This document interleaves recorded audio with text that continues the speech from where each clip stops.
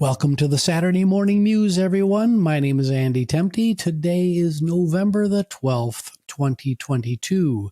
This afternoon, my wife and I get a special treat because we're going to brave the cold elements at the Iowa Hawkeye Kinnick Stadium in Iowa City to watch the Iowa Hawkeyes take on the Wisconsin Badgers. Our son, Brandon, will be there with his girlfriend, and it'll be a lot of fun. So wish us luck. Today's Muse is a continuation of last week's conversation where we were talking about 3 tips for constructive feedback. As a quick reminder, those tips from last week were: number 1, use empathy and compassion as your guide for the conversation. Understand how the other side ticks, how they are likely to respond, and tailor your message accordingly. The second tip was to use facts and data to drive your arguments. Certainly feelings and opinions are valid and they should be part of the equation, but really lean heavily on data and facts and be as objective as possible in your conversation. And the third tip from last week was to focus on the business, focus on the customer. Let the customer be your guide in any interpersonal and team conflict that exists within an organization.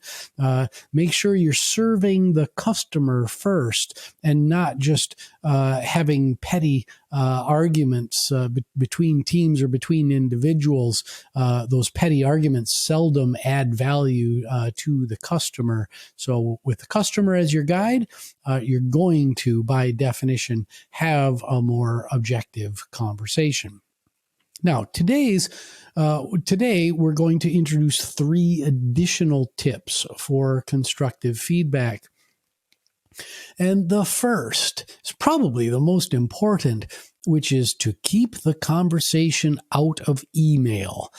Email is terrible for providing constructive feedback because email is a one-way communication device. You can load up all of your facts and your truth and your opinions and your feelings in email, type them all out and press send, and you feel great. Until, of course, the other side reads it and comes back blazing with their own one-way communication, and then it's just a tit-for-tat back and forth, and nothing is going to get resolved over email. I've seen this play out time and time again in my career. So constructive feedback conversations, constructive criticism, constructive conflict should almost always be done face-to-face or worst case kind of video to video in a hybrid or remote work environment. My second tip for today's conversation is to avoid finger pointing and avoid what we call whataboutism. And that's the getting on the defensive immediately and, well, what about, and what about, and what about, and finger point. Remember my previous analogy when I'm pointing a finger at you, 3 fingers are pointing back at me, which means that part of the challenge might be due to me and not necessarily you. So avoiding whataboutisms, avoiding finger pointing allows for that more open, agile, objective conversation that's going to end in compromise and collaboration because, as I mentioned last week, that my way or the highway approach is going to not get you very far in a constructive feedback conversation. And then finally, avoid escalation to the boss unless it's absolutely necessary. Your boss, your supervisor, your leader, your manager wants you to work this out yourself. So if it's interpersonal conflict, a one-on-one conflict between team members, your first objective is to try to work that conflict out between yourselves before getting anybody else involved. And escalating to the boss, they don't want to be stuck in the middle. They don't want to be placed in an untenable position where they have to try to choose sides, and to place them in that position is most often going to backfire on you, because that playing favorites and being stuck in the middle from a leader's perspective, that doesn't last for very long. And over time, something's got to give.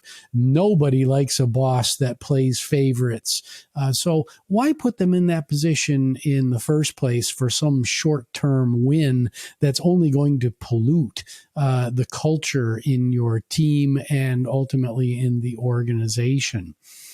So if you are going to escalate to the boss, make sure you bring the other side with you. I had a little plaque outside my office door for a while earlier in my career that said, if you are here to complain about somebody else, make sure that they are with you.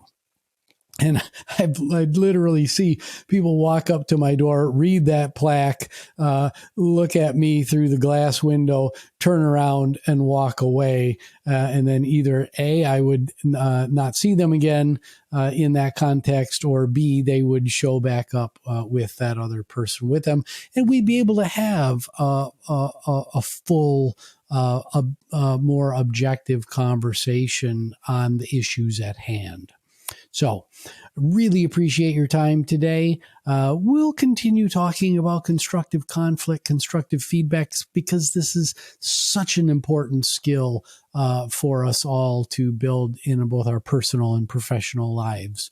So thank you for listening today, and we will see you next time.